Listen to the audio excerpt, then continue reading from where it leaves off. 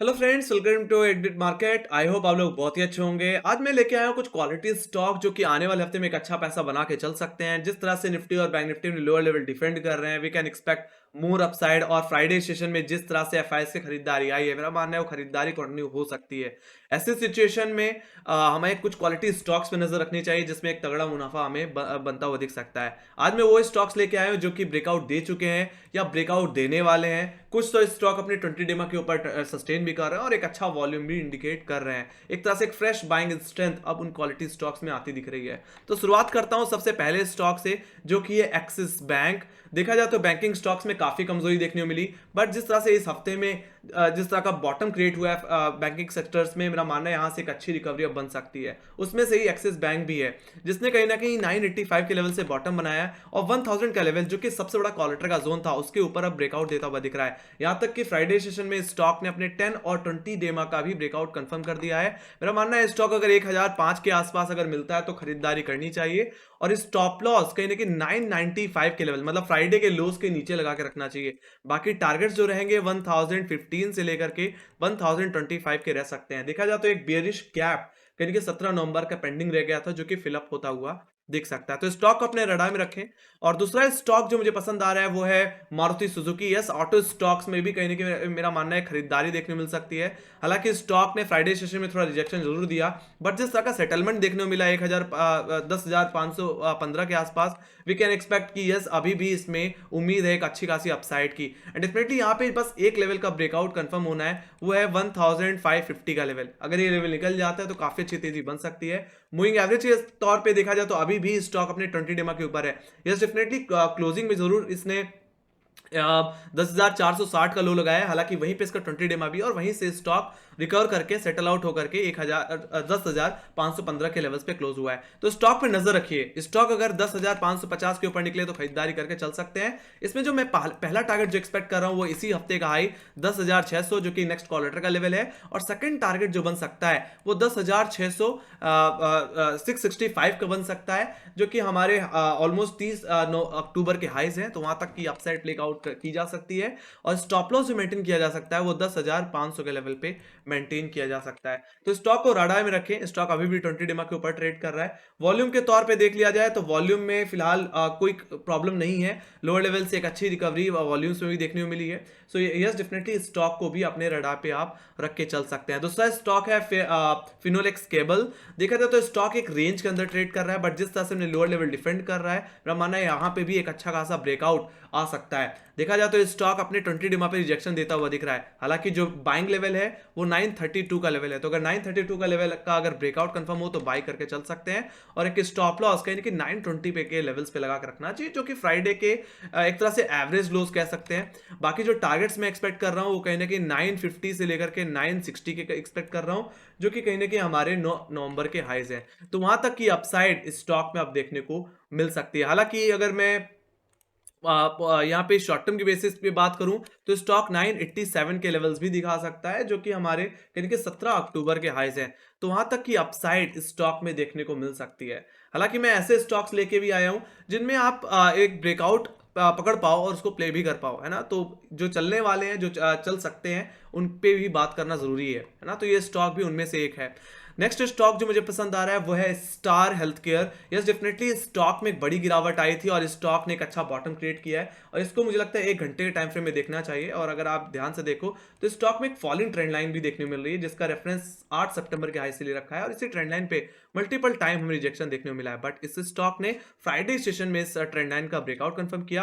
हालांकि देखा जाए तो इससे पहले पिछले हफ्तों में 555 के लेवल्स पे स्टॉक अटक रहा था, है ना। तो इस स्टॉक ने इस प्राइस पे रिटेस्ट किया और अपने ट्रेंड लाइन का ब्रेकआउट कंफर्म किया है। तो स्टॉक को अपने रडार पे रखें।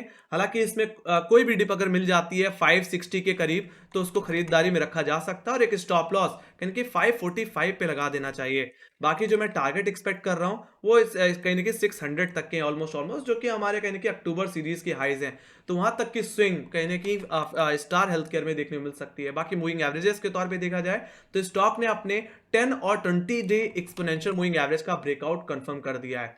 बाकी वॉल्यूम के तौर पे अगर देख लिया जाए तो वॉल्यूम में भी कहीं ना कहीं एक अच्छी खासी तेजी हमें देखने को मिली है पिछले हफ्तों के कंपेयर में। ऑलराइट, तो इस स्टॉक को भी अपने रडार पे आप रख के चल सकते हैं।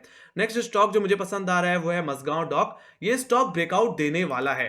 हालांकि देखा जाए तो यहाँ पे एक फॉलिंग ट्रेंड लाइन है जिसका ब्रेकआउट स्टॉक ने ऑलरेडी कंफर्म कर दिया है। अब एकमात्र जो हर्डल मुझे इस महीने में देखने को मिल रहा है वो है 2060 का लेवल, 2060 का level.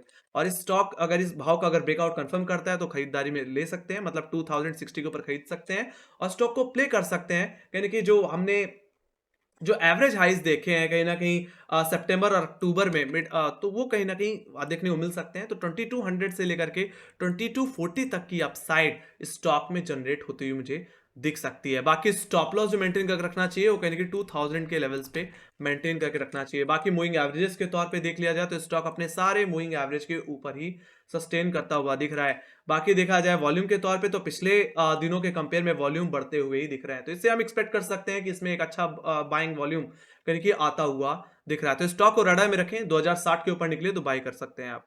Late me go to Ramco systems. Ramco system भी मुझे पसंद आ रहा है। हालांकि देखा जाए तो स्टॉक ने हायर लेवल से काफी बड़ी करेक्शन दी थी, बट जिस तरह से वीक ऑन वीक बेसिस पे अपने लोअर लेवल डिफेंड करता जा रहा है और अपने पिछले लो के ऊपर ही लोस क्रिएट कर रहा है, उस हिसाब से हम समझ पा रहे हैं कि स्टॉक एक अच्छी अपसाइड अब लगा सकता है। हालांकि अब यहाँ पे एकमात्र हर्डल जो बचा हुआ है वो कहीं ना कहीं इसी महीने की सीरीज का हाई जो कि है 282 का लेवल, उसका ब्रेकआउट बस देना है। तो अगर 282 के ऊपर अगर मंडे सेशन में आने वाले हफ्ते में इसका ब्रेकआउट देता हुआ दिखे तो आप खरीदारी में इसको इंक्लूड कर सकते हैं और इसको प्ले कर सकते हैं कहीं ना कहीं 295 से 300 तक के पोजिशनल टारगेट के लिए। बाकी मेरा मानना है ये स्टॉक शॉर्ट टर्म में वापस अपने प्रीवियस हाइस को हिट कर सकता है जो कि 330 के लेवल्स है। और बाकी स्टॉप लॉस मैंने ऑलरेडी लगता है बता दिया है। स्टॉप लॉस जो आपको रखना चाहिए वो कहीं ना कहीं 270 के लेवल पे ही रखना चाहिए। तो ये बात हो गई गाइस रैमको सिस्टम की। बाकी मूविंग एवरेजेस के तौर पे देखो तो ये भी स्टॉक अपने सारे मूविंग एवरेज के ऊपर ही है और अपने इसने अपनी इसी हफ्ते अपने 200 डेमा पे सपोर्ट लिया है, सस्टेन हुआ है और अपने 50 डेमा का ही ब्रेकआउट फ्राइडे के सेशन में ही कंफर्म किया है। Just need to come above 282 guys. 282 का भाव निकला तो एक अच्छा मोमेंटम इस स्टॉक में देखने को मिलेगा। नेक्स्ट स्टॉक जो मुझे पसंद आ रहा है वो है डेटा पैटर्न्स। तो इस स्टॉक को देखा जाए तो इसने अपने फॉलिंग ट्रेंड लाइन का ब्रेकआउट कंफर्म किया है। इसका रेफरेंस मैंने ले रखा है कहीं ना कहीं 1 सितंबर के हाई से और मल्टीपल टाइम है यहीं से हमें रिजेक्शन देखने को मिला है। बट जिस तरह से स्टॉक ने इस हफ्ते में एक अच्छा बॉटम क्रिएट कर लिया है और जिस तरह का ब्रेकआउट स्टॉक ने इस हफ्ते का के हाई का दिया है उस हिसाब से हम एक्सपेक्ट कर सकते हैं कि यहाँ पे और अपसाइड आपको देखने को मिलेगी। वॉल्यूम के तौर पे देखा जाए तो वॉल्यूम का भी ब्रेकआउट हमें वीकली बेसिस में देखने को मिल रहा है। बाकी मूविंग एवरेजेस के तौर पे देखें तो अपने सारे मूविंग एवरेज के ऊपर ही स्टॉक होल्ड करता हुआ दिख रहा है। तो स्टॉक अगर 1980 के ऊपर अगर होल्ड कर जाता है तो स्टॉक को खरीदारी में रखना चाहिए, या आप चाहो तो स्टॉक में थोड़ी डिप भी बाई कर सकते हो, कोई दिक्कत की बात नहीं है। यहाँ पे आरएसआई थोड़ा सा ओवरबॉट इंडिकेट हो रहा है, तो आप चाहो तो इसको 1950 के रेंज में भी खरीद सकते हो। अगर वो लेवल्स भी अगर मिल जाए तो आप थोड़ी क्वांटिटी वहां पे ऐड करके इसको बाई कर सकते हो। स्टॉक का जो टारगेट मैं एक्सपेक्ट करके चल रहा हूँ ऑल ओवर वो कहीं ना कहीं 2130 के लेवल से एक्सपेक्ट करके चल रहा हूं जो कि हमारे कहीं ना कहीं 17 अक्टूबर के हाई से। हालांकि देखा जाए तो मिड सितंबर और अक्टूबर में इन्हीं लेवल से बार बार अटक रहा था, तो मेरा मानना है वो लेवल्स दोबारा कहीं ना कहीं अचीवेबल हैं। तो 2130 रुपए तक के टारगेट के लिए स्टॉक को देखना चाहिए। बाकी जो स्टॉप लॉस मेंटेन करके रखना चाहिए वो कहीं ना कहीं 1925 के लेवल्स पे मेंटेन करके रखना चाहिए, जहां पे इसका 20 डे एक्सपोनेंशियल मूविंग एवरेज भी आता हुआ दिखता है। बाकी ये सारे मूविंग एवरेज के ऊपर है, वॉल्यूम भी अच्छे हैं, ब्रेकआउट दे चुका है और यहां से और अपसाइड देखने मिल सकती है। तो ये को एक खूबसूरत स्टॉक रह सकता है। बाकी एक नेक्स्ट स्टॉक जो है वो कहीं ना कहीं हेल्थ सेक्टर से है, वो है ग्लेनमार्क। तो देखा जाए तो इस स्टॉक ने अपने फॉलिंग ट्रेंड लाइन का ब्रेकआउट कंफर्म कर दिया। हालांकि इस ट्रेंड लाइन का रेफरेंस जो हमने ले रखा है वो कहीं ना कहीं 20 सितंबर के हाई से ले रखा है। अब यहाँ पे एकमात्र जो हर्डल मुझे दिख रहा है वो है 800 रुपए का भाव, जहां पे एक अच्छी खासी कॉल राइटिंग देखने को मिल रही है। एक बार इसका ब्रेकआउट कंफर्म हो तो इसको भी देखा जा सकता है। तो स्टॉक को कहने की 802 रुपए के ऊपर देखिए, अगर यहाँ पे इंट्राडे क्लोजिंग मिल जाए तो well and good, then you can go for buy. और यहाँ पे से जो टारगेट मैं एक्सपेक्ट करके चल रहा हूँ वो कहने की 835 रुपए से लेकर के जो हमने हाई देखे हैं कहीं कि सितंबर सीरीज में कहीं कि 860 वहां तक की अपसाइड देखने मिल सकते हैं। तो 825 is like positional target and 860 will be short term target. Alright, बाकी स्टॉप लॉस यानी कि 20 पॉइंट नीचे मतलब 780 के आसपास आप लगा के चल सकते हैं। बाकी मूविंग एवरेजेस के तौर पे देखा जाए तो स्टॉक अपने सारे मूविंग एवरेज के ऊपर ही ट्रेड कर रहा है। बाकी वॉल्यूम के तौर पे देख लिया जाए तो वॉल्यूम में भी जबरदस्त तेजी हमें फ्राइडे सेशन में देखने को मिली है। तो इस स्टॉक को भी आप अपने रडार में रख के चल सकते हैं। तो ये थे कुछ क्वालिटी स्टॉक जो कि ब्रेकआउट दे चुके हैं या ब्रेकआउट देने वाले हैं, किन लेवल से फोकस करना चाहिए और इन लेवल्स पे एक अच्छा पैसा फिर बन भी सकता है। तो इस स्टॉक को अपने रडार पे रखें। बाकी डिस्क्लेमर यही कि ये एनालिसिस मेरे नॉलेज से है, डेफिनेटली यस, आप अपने फाइनेंशियल एडवाइजर से सलाह लेके ही चलें इन स्टॉक्स को प्ले करने के बिहाफ पे। ऑलराइट, तो ये थी मेरी एनालिसिस, आई होप पसंद आई होगी। तो make sure guys like share subscribe जरूर देना, और अगर आपके कोई फीडबैक है या कोई सजेशन है या कोई क्वेश्चन है तो प्लीज कमेंट सेक्शन में लिख के जरूर चलें। बाकी हमें फॉलो कर सकते हैं इंस्टाग्राम, ट्विटर, फेसबुक और टेलीग्राम पे, जहां पे मार्केट से रिलेटेड जितनी भी न्यूज़ेस होती हैं, जितने भी अपडेट्स होते हैं, हम शेयर करते रहते हैं। ऑलराइट, सारी लिंक्स आपको डिस्क्रिप्शन बॉक्स में मिल जाएंगी। सो गाइस, यही थी मेरी एनालिसिस, आई होप आप लोग पसंद आएगी। तो इसी के साथ thank you very much for watching, bye bye guys, see you next video, take care guys, love you, bye bye.